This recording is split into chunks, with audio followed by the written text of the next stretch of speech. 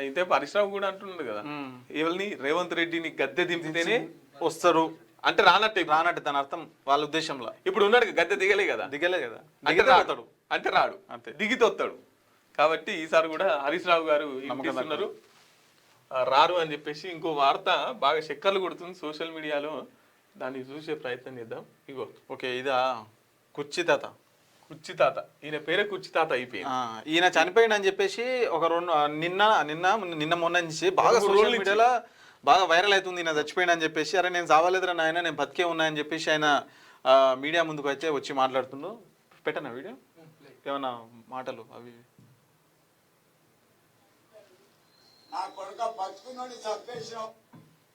ఏం కదా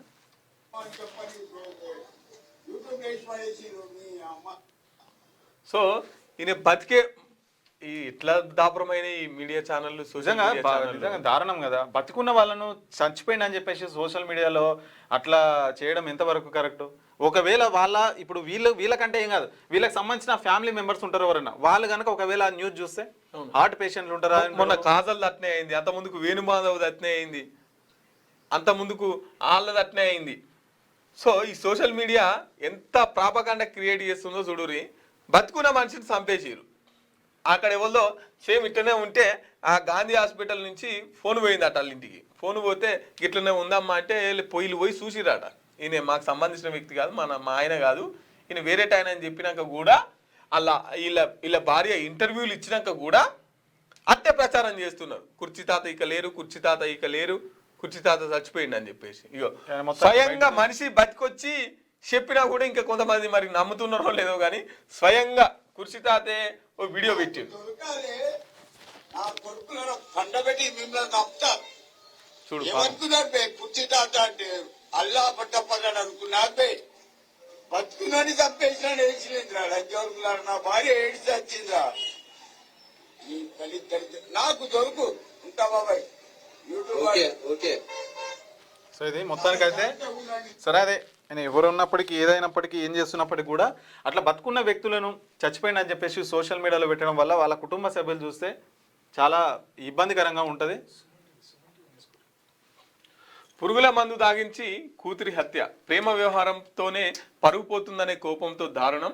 పోలీసుల విచారణలో ఆలస్యంగా వెలుగులోకి. కరీంనగర్ జిల్లా సర్వాయిపేటలో ఘటన. నిందితురాలు వివరాలు వెల్లడిస్తున్న ఏసీపీ మాధవి. ఇక కూతురు హత్య చేసిరట, పరుగు పోతుందని చెప్పేసి. మావోయిస్టు కీలక నేత గణేష్ మృతి. ఒడిశాలో జరిగిన ఎన్కౌంటర్లో చనిపోయిన సెంట్రల్ కమిటీ మెంబర్. మరో 5 మావోయిస్టులు కూడా, వీరిలో 2 మహిళలు. గణేష్ ది నల్గొండ జిల్లా, 45 ఏళ్ల ఉద్యమ ప్రస్థానం. ఆయనపై 1,10,00,000 రివార్డు ఉందని చెప్పేసి వార్త. మావోయిస్టు కీలక నేత గణేష్ మృతి. ఒకసారి ఈ ఛానళ్ళ సంగతి చూద్దాం. ఒకసారి కొట్టు యూట్యూబ్లో నార్మల్గా కొట్టు, కుర్చీ తాత అని కొట్టు,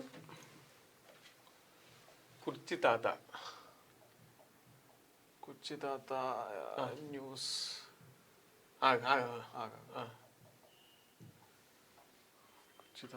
నా భర్త చనిపోలే అని చెప్పేసి ఇప్పుడు ఇక్కడ వచ్చింది కదా.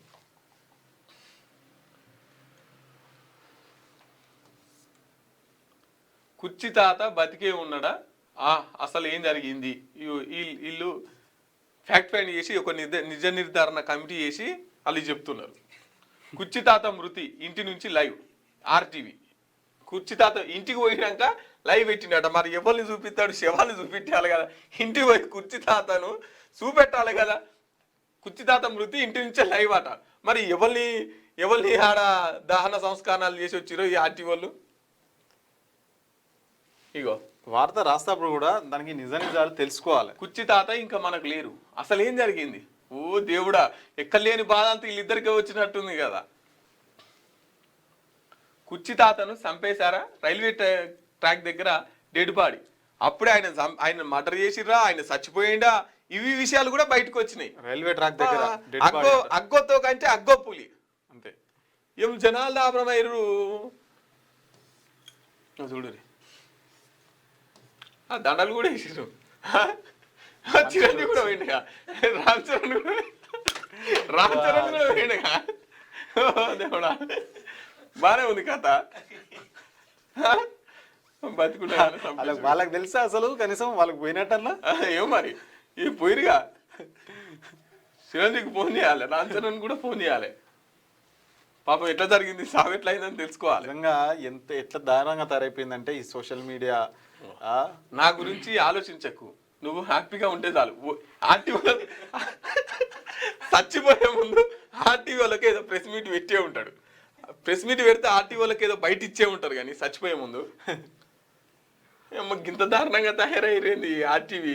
ఏంది ఇది కథ ఏంది? నా గురించి ఆలోచించకు, నువ్వు హ్యాపీగా ఉంటే చాలు అని చెప్పేసి ఆయన అన్నాడంట ఆ మాట. చచ్చిపోయే ముందు ఆర్టీవీకి వచ్చి చెప్పిపోయిండు. ఆమెకు చెప్పలేదు, ఆమె చెప్పలే. ఆర్టీవీకి వచ్చి ఆర్టీవీ ఏడుందని చెప్పేసి ఆర్టీవీ అని గూగుల్లో కొట్టుకొని పోయి దేవులాడుకొని ఆర్టీవీ కాడికి పోయి ఇక నా గురించి ఆలోచించకని చెప్పు, నువ్వు ఒక్కలు అయితేనే మళ్ళీ మా భార్య దగ్గర పోయి మైకి పెడతావు అని చెప్పేసి చెప్పిండట ఆర్టీవీకి.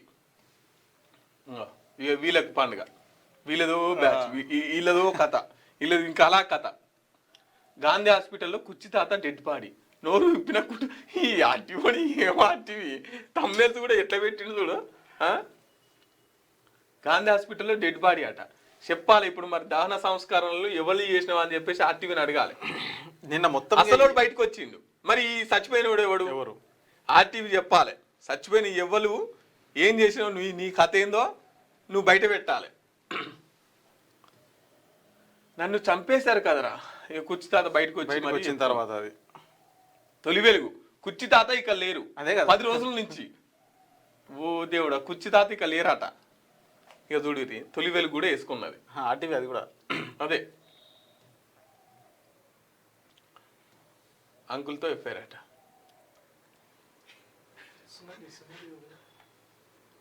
నన్ను చంపేస్తారా అగో మరి వచ్చిండు, అసలు వచ్చిండుగా. అదిలోనే ఇదిలోనే ఇచ్చారు చూడు. అయ్యో ఇంత దారుణంగా తయారయ్యి. అసలు ఎవరిది తప్పు ఉంది? కుర్చీ తాత ఇప్పుడు ఎక్కడున్నాడు? ఇక వీళ్ళిద్దరికైతే పాపం ఎంత బాధ వచ్చింది. నా భర్త బతికే ఉన్నాడు. క్లారిటీ వైజాగ్ సత్య. కుర్చీ తాత చనిపోయాడా, రంగంలోకి మన తొలి వెలుగు. ఓ మన తొలి వెలుగు కూడా రంగంలోకి దిగిందిగా. అసలు నిజాలు బయట పెట్టిన భార్య బిడ్డ. నేను బతికే ఉన్నా. వీళ్ళు సుమన్ టీవీ వాళ్ళు ఏమేలే ఎత్తరుగా. మళ్ళీ ఎందుకు వచ్చినావా ఆగిన కొత్తదా? వీళ్ళు పుకార్లు పుట్టించట్లో నెంబర్ 1 ఉంటారా? నన్ను క్షమించండి. అదే వచ్చింది, చేసినట్టు ఏం లేదు. ఒక నిమిషం కానీ ఇది ఆర్టీవీ ఏం లేదు. మాకు కూడా వచ్చాట డూప్లెక్స్లు కావాలంటూ వీళ్ళు. ఇగో ఇట్లున్నది కుర్చీ తాత. సో ఏదేమైనప్పటికి కూడా సో ఇట్లాంటివి అయితే చేయకూడదు. మన టీవీ వాళ్ళు ఏమేలే, ఆర్టీవీ వాళ్ళే చచ్చిపోయినట్టు ఇంటి దగ్గర నుంచే రిపోర్టింగ్, ఇంటి దగ్గర నుంచే డెడ్ బాడీ దగ్గర నుంచే లైవ్ అంట. ఏది ఇప్పుడు వెలుగు పేపర్గా అంతేగా. రైట్ మిత్రులారా, ఇవి వెలుగు పేపర్. ఇంకా ఆంధ్రజ్యోతి పేపర్ను చూసుకుందాం. క్యూన్యూస్ పేరు చెప్పి ఎవరైనా వసూళ్లకు, అక్రమాలకు, బెదిరింపులకు గురి చేసిన క్యూన్యూస్కి సమాచారం ఇవ్వండి. క్యూన్యూస్ ఎప్పుడూ ఇలాంటి చర్యలకు పాల్పడదు, ప్రోత్సహించదు. క్యూన్యూస్ ఎల్లప్పుడూ ప్రజా గొంతుకగా ప్రజల సమస్యల కోసం నిరంతరం పోరాడుతుంది. మీకు ఎలాంటి సమస్య ఉన్నా క్యూన్యూస్ని కాంటాక్ట్ అవ్వండి. సంప్రదించవలసిన ఫోన్ నెంబర్ 7569534968 8688926084.